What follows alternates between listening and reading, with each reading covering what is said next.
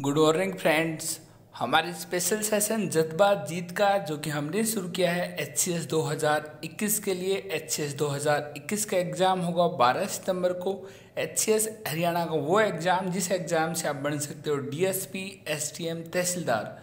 और उसी श्रृंखला में हमने शुरू किया है इंडियन पॉलिटी का सेशन। इंडियन पॉलिटी के सेशन में हम आपको बता चुके हैं भारतीय संसद के बाद हमने आपको बताया राज्यपाल यानी गवर्नर। और उसी श्रृंखला में आज हम बात करेंगे भारत की पंचायती राज व्यवस्था।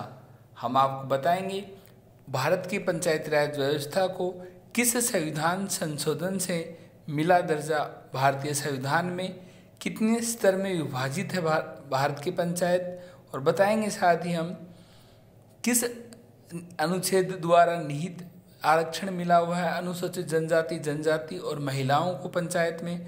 और बताएंगे पंचायती वित्त आयोग का गठन कौन करता है, कब हुआ था पहला पंचायती वित्त आयोग।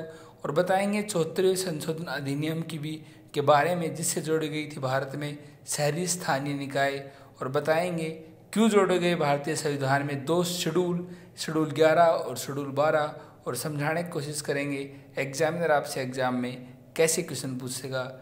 चलो स्टार्ट करते हैं आज का सेशन, भारत की पंचायती राज व्यवस्था। हम आपको बता दें पंचायत भारतीय समाज की बुनियादी व्यवस्थाओं में से एक रही है।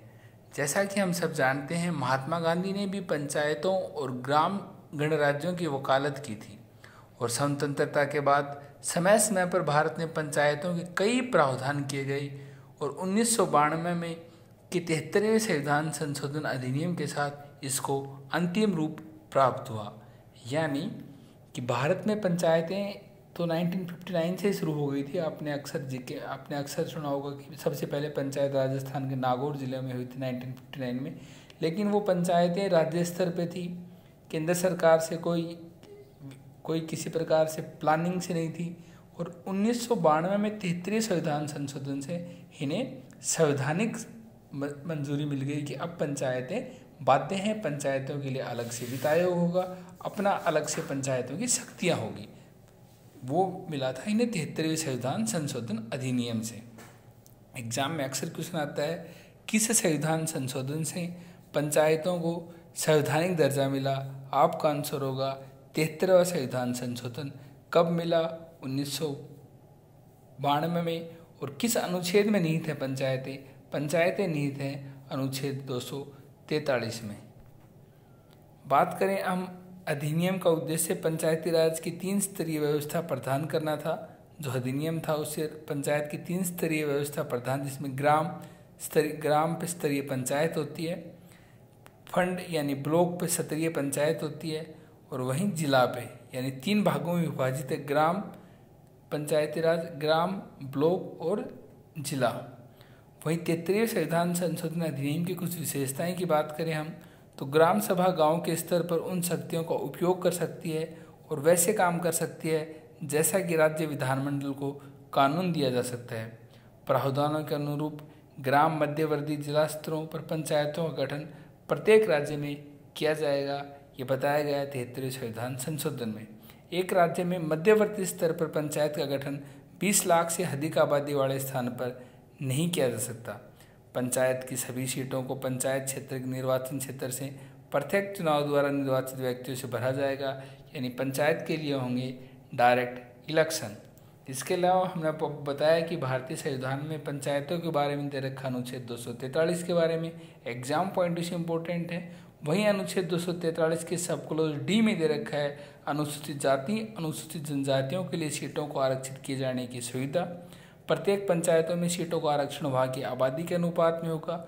अनुसूचित जातियों अनुसूचित जनजातियों की महिलाओं के लिए आरक्षित सीटों की कुल आरक्षित सीटों की 1/3 से कम नहीं होगी। एग्जामिनर आपसे पूछ सकता है किस अनुच्छेद के तहत पंचायती में अनुसूचित जाति अनुसूचित जनजाति और महिलाओं को 1/3 पे आरक्षण मिला है। आपका आंसर होगा अनुच्छेद 243 सब क्लोज डी।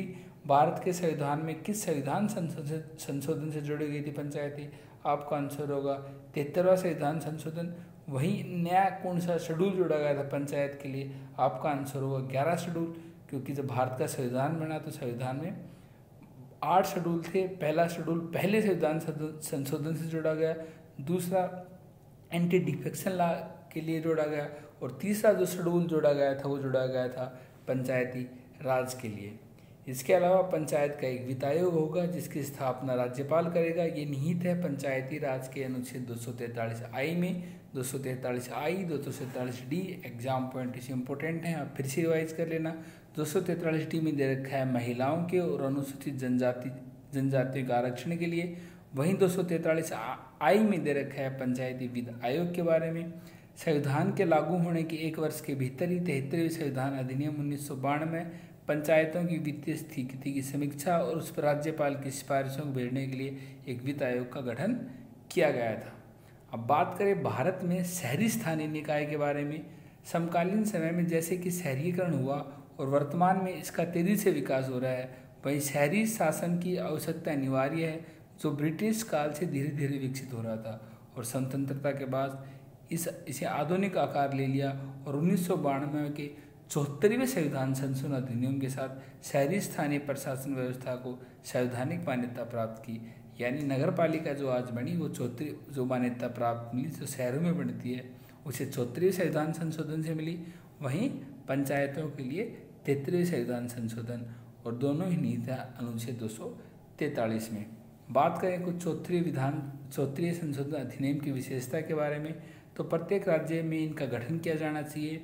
नगर पंचायत, छोटी शहरी क्षेत्रों के लिए नगर पालिका परिषद और बड़े शहरों के लिए नगर निगम, यानी नगर निगम बड़ों शहरों के लिए, उससे छोटी नगर पालिका और छोटों के लिए नगर पंचायत। नगर पालिका की सभी सीटों को वार्ड के रूप में जाने वाली नगर पालिका प्रादेशिक निर्वाचन क्षेत्र को प्रत्येक निर्वाचन के लिए, यानी कि इसमें भी डायरेक्ट इलेक्शन होना चाहिए, नगर पालिका में जो जोड़ी गई थी 74वें संविधान संशोधन अधिनियम द्वारा और 73वें संविधान संशोधन अधिनियम द्वारा जोड़ी गई थी। पंचायतें, बात करें पंचायती वित्त आयोग की जो कि निहित अनुच्छेद 243 में। बात करें महिलाओं के आरक्षण और अनुसूचित जनजाति के आरक्षण के लिए, वो निहित आर्टिकल 243 सब क्लोज डी में। और पंचायतें जोड़ी गई थी 73वें संविधान संशोधन अधिनियम 1992 में। हमारे आज के सेशन में इतना ही। Thank you.